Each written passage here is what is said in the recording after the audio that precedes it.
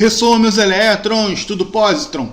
No último vídeo a gente fez uma pequena introdução sobre interações intermoleculares. No vídeo de hoje a gente vai entender cada uma dessas interações e vamos ver quais são as forças envolvidas, a intensidade de cada uma delas e aplicações. Vamos lá?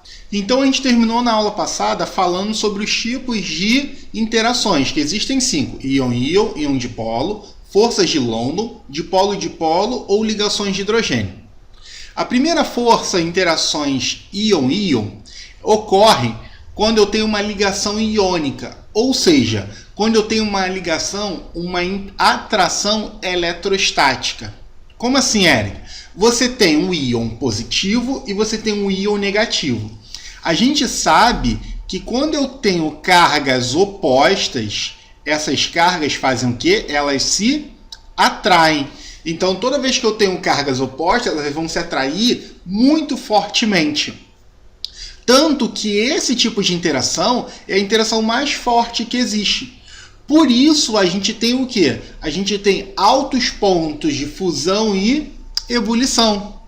Lembrando, aqui, ó, o que é uma ligação iônica? Você tem, por exemplo, o NaCl. O sódio ele tem um elétron a mais na sua camada de valência. Para ele ficar estável, é mais fácil ele ganhar 7 ou perder 1. Perder 1. Por isso que acontece o quê? Ele doa o elétron para o cloro. O cloro tinha 7. Para ele é mais fácil perder 7 ou ganhar 1? Ganhar 1. Então, ele pega o elétron do sódio. Com isso, o sódio fica com uma carga positiva e o cloro fica com uma carga negativa. E carga positiva com negativa se atrai. Então, você tem o quê? Compostos iônicos muito fortemente ligados. Por isso que quando você tem um composto iônico, ele tem alto ponto de fusão e ebulição, porque essa atração é extremamente forte. Então, se você quiser fundir o NaCl, o sal de cozinha, você vai precisar lá pelos seus 1400 graus.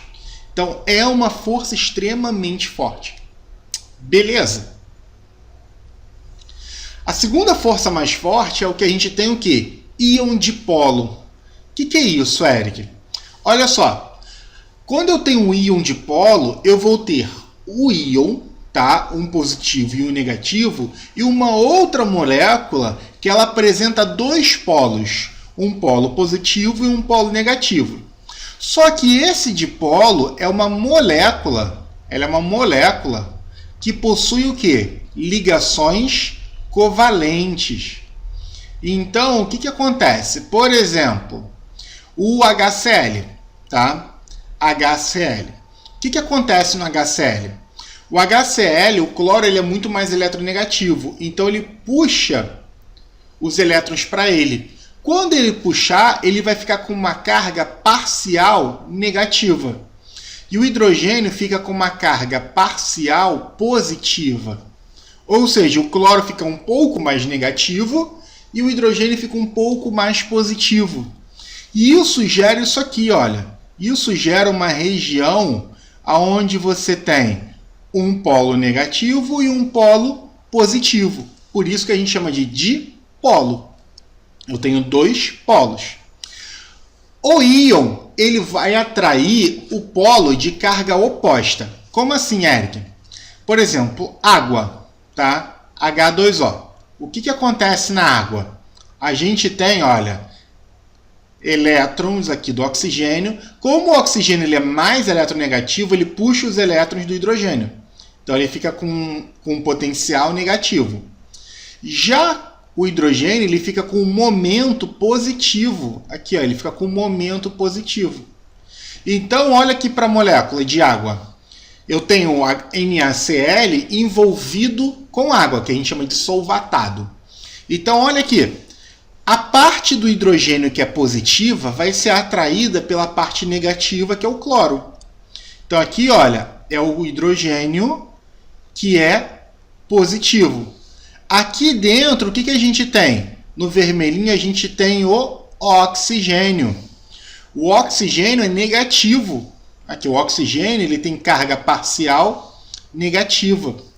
Então, o hidrogênio positivo vai atrair o cloro negativo E o oxigênio negativo vai ser atraído por quem? Pelo sódio positivo. Então, quando você tem esse tipo de interação, você tem uma interação mais fraca que o íon, mas ainda é uma interação bem forte. Beleza? Isso explica como é que você dissolve os sólidos iônicos. Então, quando você dissolve o sólido iônico, o íon negativo fica com a parte positiva da molécula e o íon positivo fica com a parte negativa da molécula. Então, eles se separam. Beleza, galera? Próxima interação, forças de London. As forças de London, também chamadas de dipolo induzido, dipolo instantâneo ou forças de Van der Waals, são forças que ocorrem quando eu tenho moléculas apolares, ou seja, moléculas que não tem ninguém mais forte que ninguém. Então, o que acontece? Quando você tem uma molécula polar, você não tem nenhum polo. Só que a nuvem eletrônica que ocorre ali, ela muda de posição muito facilmente. Como assim, Eric? Olha aqui, ó. Por exemplo, uma molécula de Cl2, tá? Imagina que isso aqui seja ClCl. O que acontece quando você tem uma molécula de ClCl? Você tem uma força exatamente igual para a esquerda e igual para a direita. Então, essas forças se anulam. Então, essa molécula é uma molécula apolar. Só que, o que acontece, galera? Pode existir um pequeno momento que a nuvem eletrônica mude de posição. No momento que a nuvem mudar de posição, aonde era neutro fica positivo e na outra parte fica negativo. Aí, um pouquinho depois, essa nuvem muda de posição de novo. Então, ela inverte o sinal. Então, você fica com essa inversão o tempo inteiro. Vai, volta. E isso produz pequenos momentos polares, que a gente chama de dipolo instantâneo. Por isso que tem esse nome. Porque instantaneamente o dipolo aparece e some. Aparece e some. Então, as interações de dipolo instantâneo são interações muito fracas, tá? Porque ela não é permanente. Ela simplesmente aparece e some. E com isso você cria interações muito fracas. Se você cria interações muito fracas, você está fazendo com que as substâncias se atraiam de maneira fracamente.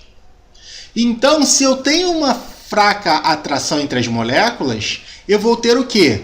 Moléculas ou substâncias com baixo ponto de fusão e ebulição.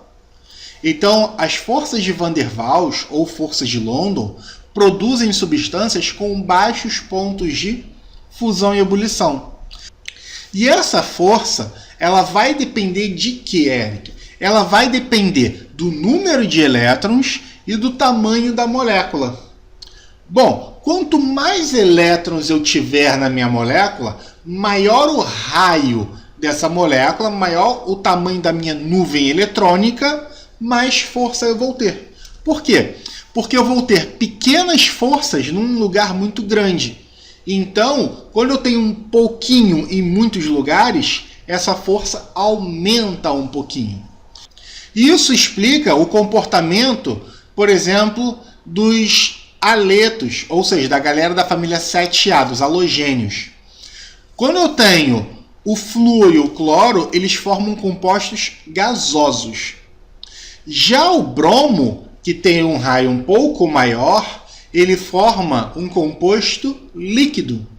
Enquanto que o iodo, que é maior ainda, que vai ter maior força de atração, forma um composto sólido. Esse fenômeno também explica, por exemplo, por que as lagartixas conseguem andar pela parede. Se você for olhar a patinha da lagartixa, você vai ver que ela tem uma pata muito grande e os seus dedos têm uma área enorme. Essa área grande serve para quê? Para aumentar a área de contato com a parede e assim você aumentar o tamanho, a dimensão do contato entre a pata com a parede, aumentando a força. É por isso que a lagartixa consegue subir, porque ela vai fazendo várias interações fracas ao mesmo tempo. Beleza, galera? Pessoal, então essa foi a primeira parte da aula sobre tipos de interações intermoleculares. Vimos que existem as forças íon-íon, onde eu tenho dois tipos de íon, um positivo e um negativo, que se atraem. Vimos também a interação íon-dipolo, onde você tem um íon positivo e negativo interagindo com uma molécula com ligações covalentes, que você tem um polo positivo e um negativo. Então os polos de cargas opostas vão se atrair.